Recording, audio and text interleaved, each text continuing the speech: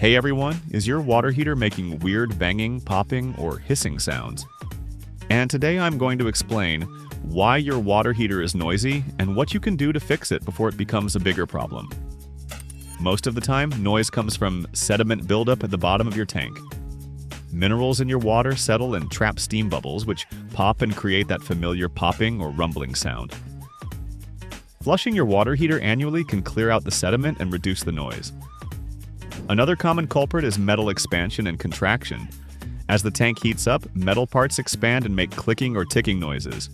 While this is generally harmless, checking your pipes and securing loose connections can reduce rattling and prevent future wear.